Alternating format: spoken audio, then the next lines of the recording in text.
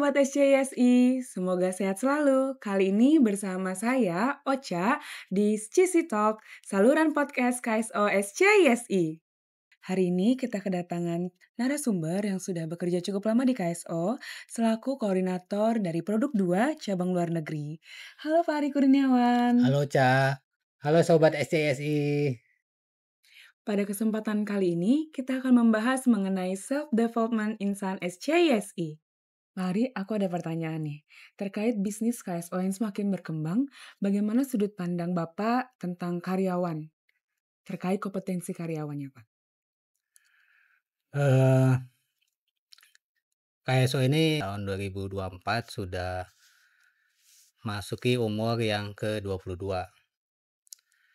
Terus setiap tahun kita berusaha ada komoditi-komoditi baru ya. Iya.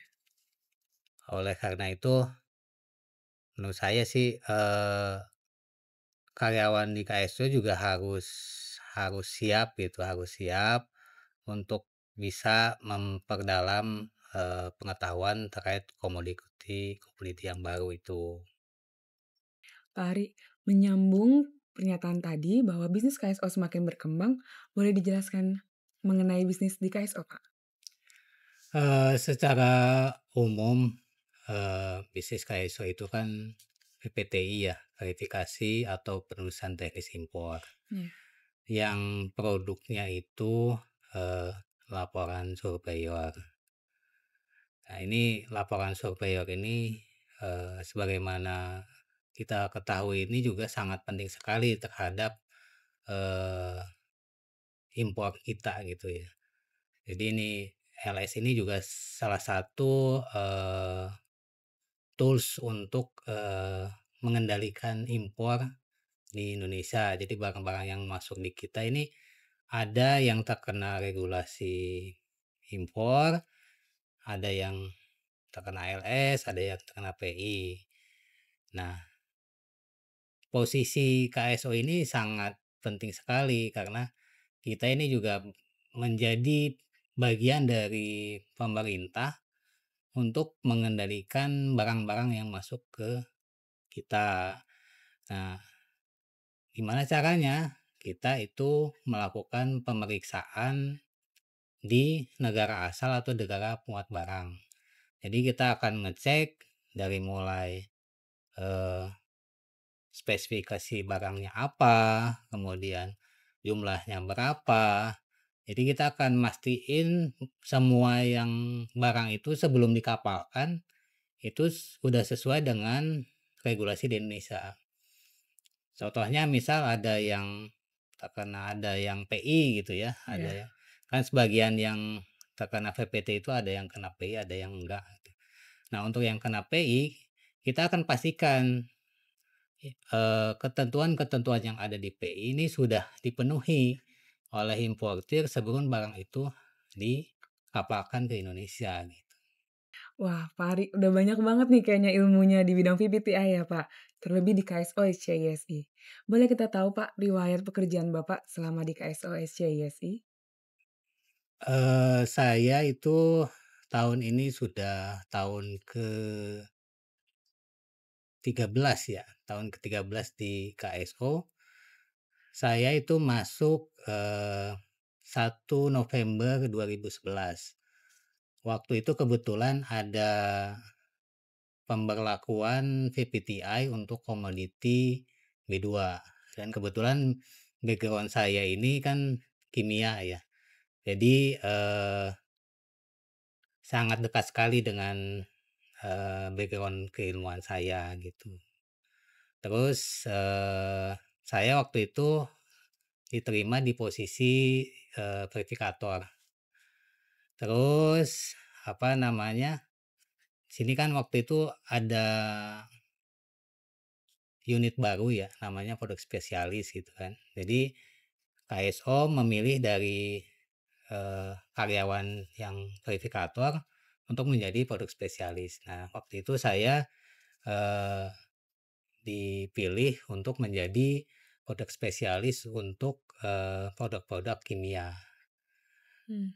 Terus setelah cukup lama ya di posisi sebagai produk spesialis itu, kemudian saya juga diminta untuk pindah lagi. Jadi ada pindah yang kedua itu saya diminta untuk menangani, pemeriksaan di dalam negeri. Jadi kita selain di luar negeri, kita juga me apa namanya, melaksanakan pemeriksaan di dalam negeri, yaitu di kawasan berikat, gudang berikat, di pusat logistik berikat. Nah, itu waktu itu saya, eee, di diberikan kepercayaan untuk jadi koordinator untuk pemeriksaan di, dalam negeri. Nah, untuk sekarang saya itu udah 2 tahun ya di posisi yang sekarang. Saya, sekarang menangani untuk pemeriksaan yang di cabang luar negeri. Oke, Pak Hari, Bapak kan sudah sekitar 13 tahun bekerja di KSO SCISI, dan jabatan yang sekarang ditugaskan adalah sebagai koordinator produk 2 di cabang luar negeri. Boleh tolong dijelaskan Pak, bagaimana posisi Bapak pengaruhnya terhadap VPTI? Jadi, untuk cabang luar negeri itu kita menangani pemeriksaan langsung ya. Jadi ada yang di luar negeri, ada juga yang kita di dalam negeri.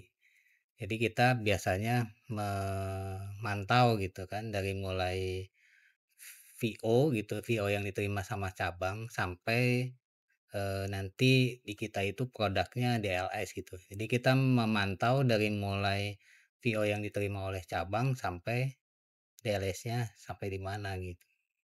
Oke, Pak Hari, boleh tolong dijelaskan di bagian Bapak ada fungsi apa aja Pak? Di tempat saya itu saat ini ada 2 posisi, drafter dan klasifikator. Dulunya sebelumnya sebenarnya ada 3, ada retriever, drafter, dan klasifikator. Namun waktu itu saya melihat sepertinya lebih efektif kalau retriever ini digabungkan dengan fungsi drafter. Jadi, eee, secara apa ya namanya, kompetisi juga retriever bisa naik gitu ya, bisa jadi drafter. Kemudian karena drafter ini bertambah gitu yang dari retriever itu, maka ada sebagian drafter yang berpindah juga jadi klasifikator gitu. Oke Pak Ari, menyambung ke fungsi yang ada di cabang luar negeri, aku mau tanya nih Pak, bagaimana Bapak bisa meningkatkan kompetensi dari setiap karyawan yang ada di bawah Bapak? Untuk meningkatkan kompetensi, ada banyak sih yang kita lakukan ya. Yang pertama misal, eee, kita minta dari, CLN untuk ikut, pelatihan ahli pabean. Jadi, mereka akan bertambah gitu ilmunya terkait dengan impor, regulasi impor gitu kan. Iya. Selain itu juga, saya ajak dari staf saya kalau ada meeting-meeting dengan unit lain, kemudian kalau ada audit supaya mereka tambah juga pengalamannya. Selain itu juga kita minta mereka, jika ada rapat atau, kunjungan ke perdagangan, kita juga minta mereka. Jadi mereka punya pengalaman baik itu tadi misal teori juga, mereka juga punya keberanian nanti kalau diminta untuk, mungkin mengisi apa namanya, mengisi sebagai narasumber atau, sebagai apa namanya, perwakilan dari KSO gitu. Jadi dengan berinteraksi antar stakeholder juga bisa meningkatkan kompetensi ya Pak ya? Iya, kan kita juga kadang mungkin ya dibutuhkan, eee, jika ada masalah gitu kan, kita Iya, diminta untuk menjelaskan kenapa kita, mengambil suatu keputusan keputusan. ya suatu keputusan gitu. Ya Pak Ari, terkait job desk tadi yang udah dijelaskan, boleh tahu nggak Pak, apa aja kendala dan juga hambatan yang pernah muncul Pak selama bekerja di KSOS CISI ataupun yang pernah dialami oleh karyawan bawahan Bapak? Hambatannya, eee, kita kan secara resource karyawan itu kan terbatas ya kita. Sedangkan, eee, mungkin yang namanya pekerjaan itu kan ada ini ya, ada kadang ada yang keluar gitu ya. Nah, sedangkan kita dituntut untuk memaksimalkan, eee, karyawan yang ada gitu ya. Nah, yang jadi salah satu hambatan misal, otomatis kan kalau ada yang keluar gitu kan, ada posisi yang kosong. Nah, ini kita ada karyawan yang sudah lama, cuma kompetensinya mungkin belum memenuhi. Nah, ini hambatannya kan berarti, saya harus bisa, meningkatkan kompetensi dia gitu kan, supaya sesuai dengan yang kita butuhkan gitu kan. Jadi, itu tantangan sekali misal karena mungkin background-nya sebenarnya nggak sama, nggak sesuai dengan background-nya gitu kan. Itu akan menjadi tantangan karena dia akan mulai dari nol lagi gitu kan. Mungkin yang dia belum pernah tahu sama-sama ini gitu kan. Dia harus mulai belajar lagi dari mulai peraturannya, dari mulai, eee, ilmu tentang komoditinya gitu, knowledge-nya, bagaimana itu periksanya. Nah itu, sangat menantang sekali pasti untuk saya maupun untuk, yang bersangkutan itu, karyawan itu. Oke, baik, Pak. Melanjut ke pernyataan Bapak tadi kan terkait adanya tantangan, adanya hambatan, bagaimana sih, Pak, pentingnya menjalin komunikasi antar tim maupun antar bagian, Pak? Yang ruang lingkupnya tentunya ada hubungannya dengan bisnis KSO SCISI di bidang VPTI. Nah, untuk hambatan itu, saya pasti meyakinkan ya ke staf saya bahwa, eee, saya juga sama gitu kan. Dulunya, saya mungkin kan background-nya hanya hanya kimia gitu kan. Tapi saya alhamdulillah saya sekarang bisa hampir semua komoditi saya paham gitu kan. Nah, itu pun saya terapkan ke staf saya bahwa untuk belajar itu tidak perlu nggak ada batasan gitu, tidak Ya, memandang kita background-nya apa gitu kan. Selama kita yakin kita bisa dan kita mau, itu, eee, nanti juga lama-lama bisa tahu gitu. Yang penting dari, kitanya punya tekad bahwa ya kita mulai aja gitu. Nggak ada yang nggak bisa sih kalau kalau kita mau belajar gitu. ya, setuju, Pak Ari.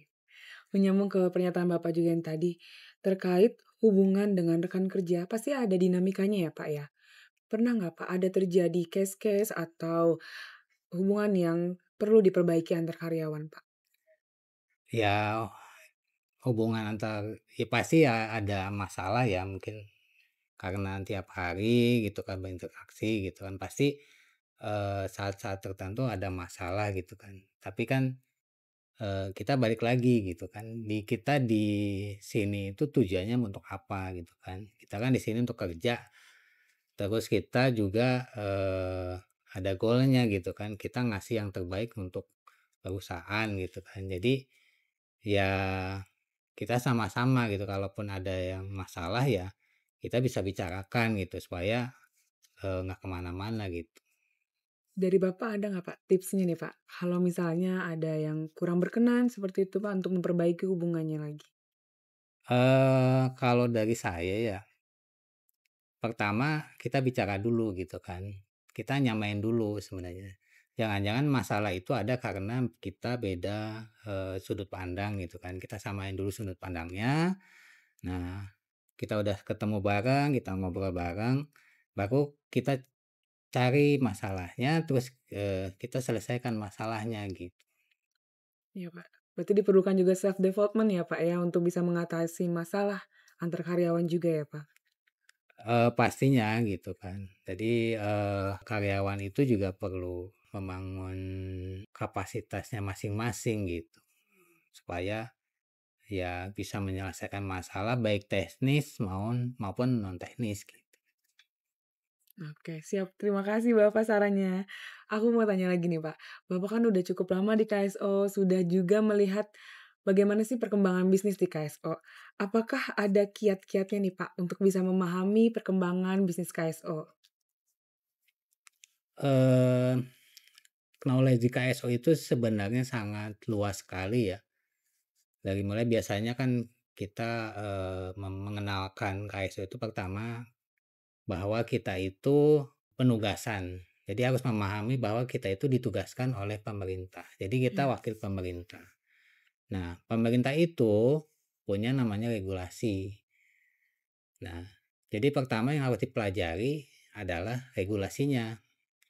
Gimana pemerintah apa yang diinginkan oleh pemerintah, dalam hal ini Kementerian Perdagangan, ke kita. Kita mau seperti apa, peraturannya apa, nah setelah itu yang kedua terkait dengan, pengetahuan, barangnya yang akan kita lakukan itu komoditinya apa.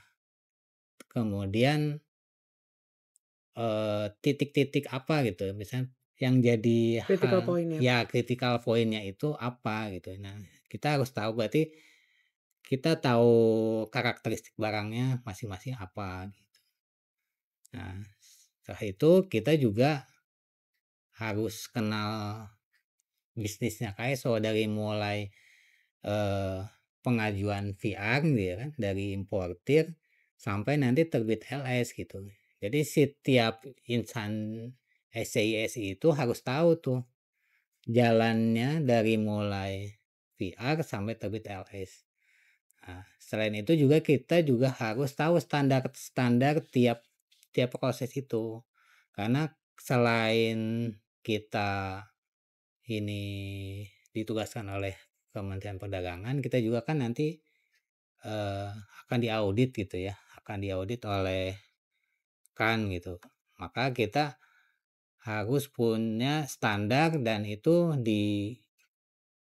dipatuhi oleh tiap proses yang ada di kita gitu. Jadi, banyak sekali sih sebenarnya, yang terkait dengan kualitas CSO dan tiap karyawan itu sebenarnya dituntut untuk bisa memahami itu semua gitu. Iya, betul Pak, setuju sih. Memang untuk bisnis KSO ini yang diperlukan adalah memahami barang tersebut yang diperiksa ya Pak ya, dan juga memahami update-update untuk regulasi yang berlaku, dan juga memahami hubungan antar tim dan juga antar stakeholder, seperti itu ya Pak? Iya. Oke Pak, mari kita lanjut lagi nih Pak. Terkait pemanfaatan waktu, bagaimana saran dari Bapak agar kita bisa memanfaatkan waktu untuk bekerja dengan sebaik mungkin? Kalau saya ya, kan kadang kita itu ada waktu-waktu luang ya, selain kita mengerjakan daily activity, itu sebenarnya ada waktu-waktu luang, buat kita manfaatkan, yaitu untuk menambah, pengetahuan gitu kan. Kalau saya sendiri sih kadang mungkin baca-baca peraturan gitu kan, karena, eee, kita nggak tahu tuh kapan kita bisa akan bermanfaat buat kita gitu. Cuma saya yakin bahwa itu bermanfaat buat saya gitu kan. Saya baca peraturan, saya juga kadang cari-cari referensi terkait produk gitu. Saya nggak tahu, sebenarnya nggak tahu kapan itu berguna, tapi saya yakin itu suatu saat akan berguna gitu. Oke Pak, baik itu kan kita memanfaatkan waktu luang ya Pak ya, di luar waktu kerja. Ada baiknya untuk update-update ya Pak regulasi, karena pekerjaan kita juga pasti akan bersinggungan dengan regulasi. Iya. Terkait untuk memanfaatkan saat waktu kerja nih Pak, dengan load yang banyak, saran dari Bapak gimana nih Pak? Fokus gitu. Dari mulai kita masuk gitu kan, Mmm, sebisa mungkin diusahakan ya, kita datang tepat waktu. Jadi kita juga punya waktu untuk datang itu nggak langsung kerja banget gitu, kita siap-siap, prepare gitu kan. Eee, jadi, apa ya namanya, ritmenya gitu bisa bisa enak gitu. Kalau kita datangnya aja udah telat nih, biasanya mulainya juga jadi telat gitu kan.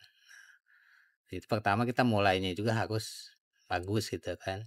Jadi nanti dari pagi sampai sore itu benar-benar efektif gitu.